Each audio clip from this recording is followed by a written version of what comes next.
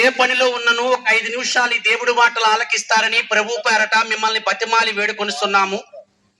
అయితే యేసుక్రీస్తు ప్రభువారు ఈ విధంగా సెలవిచ్చి ఉన్నారండి. నేనే సత్యమును, జీవమును, మార్గమును. చూడండి, సత్యం అంటే యథార్థమైందండి, జీవం అంటే నిత్య జీవం అండి, మార్గం అంటే పరలోకానికండి. అదే మన భాషలో స్వర్గం అండి. మరి ఆ పరలోకం స్వర్గం చేరాలంటే మనం ఎలా ఉండాలండి? చూడండి, యేసుక్రీస్తు ప్రభు యేసుక్రీస్తు రక్తము ప్రతి పాపముల నుండి మనం కడుగునని పరిశుద్ధ గ్రంథం బైబిల్లో ఉందండి. మరి ఆ పాపంలో, ఆ రక్తంలో ఏ పాపము లేదండి. ఆయన పరిశుద్ధుడండి, నిష్కల్మంతుడు, నీతిమంతుడు, యథార్థమంతుడు, సత్యమంతుడు, సర్వాధికారండి. ఈ భూమి, ఆకాశము, గాలి, నీరు, అగ్ని, పంచభూతములు కలగజేసిన దేవుడండి. ఆయన నోటి వాక్కుతో ఈ ప్రపంచాన్ని సృష్టించారండి. అయితే అమెరికాలో ఉన్నా, లండన్ లో ఉన్నా, రష్యాలో ఉన్నా, జపాన్ లో ఉన్నా, ఇండియాలో ఉన్నా అందరూ నా బిడ్డలే అంటున్నారండి. ఆయనకి ఏ భేదము లేదండి. మన మనుషులుగా మనమేనండి విభజించుకున్నాం. అయితే ఒక మాట అండి, ఆ పరలోకం చేరాలంటే ఆ ప్రభువుని తెలుసుకోవాలండి. ఆ నిజమైన దేవుడండి, ఆయన జీవము గల దేవుడండి. చూడండి, మనము నీటిలో పడిపోతామండి, ఈతొచ్చుడే అతను లాగాలండి. కొంచెం బలవంతుడవుతేనే లాగుతాడండి ఆయన దగ్గరికి వెళ్ళి. అలాగే ఆ పరలోకం చేరాలంటే ఆయనలో ఏ పాపం ఉండకూడదండి.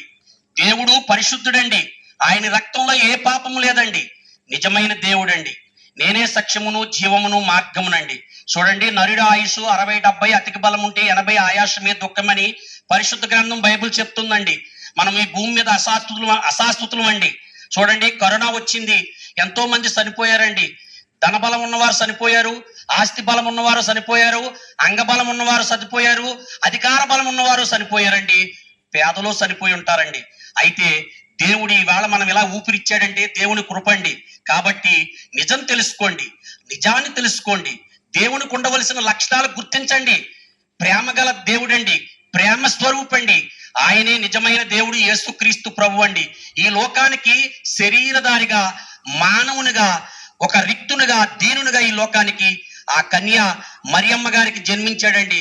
స్త్రీ పురుష భేదం లేకుండా ఏ పాపం ఎరగని ఆ దేవుడి లోకానికి వచ్చి మనందరి కోసం, సర్వ మానవాళి కోసం ఈ భూమి మీద తన పరిశుద్ధమైన రక్తాన్ని సిందించాడండి. ఆ రక్తంలో ఎవరు కడగబడతారో, ఎవరైతే ప్రభువుని విశ్వసించి నమ్మి రక్షణ పొంది యథార్థంగా జీవిస్తారో వారికి రక్షణ అండి. చూడండి, పరిశుద్ధ గ్రంథం బైబిల్లో ఉందండి. యెషయా గ్రంథం 33:15లో నీతిని అనుసరించి నడుచుసు, యథార్థముగా మాటలాడుసు, నిర్బంధం వల్ల వచ్చు లాభమును ఉపేక్షించుసు, లంచము పుచ్చుకొనకుండా తన చేతులను మలుపుకుని, హత్యయను మాట వినపడకుండా చెవులు మూసుకుని, చెడుతనం చూడకుండా కన్నులు మూసుకున్నవాడు ఉన్నత స్థలమును నివసించును. పర్వతములలో అతనికి శిలలో అతని కోట యగును, అతనికి తప్పక ఆహారం దొరుకును, అతని నీళ్లు శాశ్వతంగా ఉండునై. ఆ శాశ్వతం అంటే ఆ పరలోకంలో మనకు అన్ని ఇస్తాడండి దేవుడు. కాబట్టి నిజం తెలుసుకోండి, ఈ భూమి మీద మనం చేసే అపరాధములు, మన పాపములు పోవాలంటే ఆయన పరిశుద్ధ రక్తంలో కడగబడాలండి. అందుకే కొరింథీ 2వ పత్రిక 10వ అధ్యాయం 5వ వచనంలో ఉందండి. 5వ అధ్యాయం 10వ వచనంలో ఉందండి. అవి మంచివైనను సడ్డవైనను సరే, దేహంతో జరిగించిన వాటి ఫలమును పొందినట్లు ప్రతివాడు క్రీస్తు న్యాయపీఠం మీద ప్రత్యక్షం కావాలను. కాబట్టి ప్రియ సహోదరి సహోదరుడా, దీపం ఉండగానే విల్లు సక్క పెట్టుకోమని పెద్దలు అన్నారండి.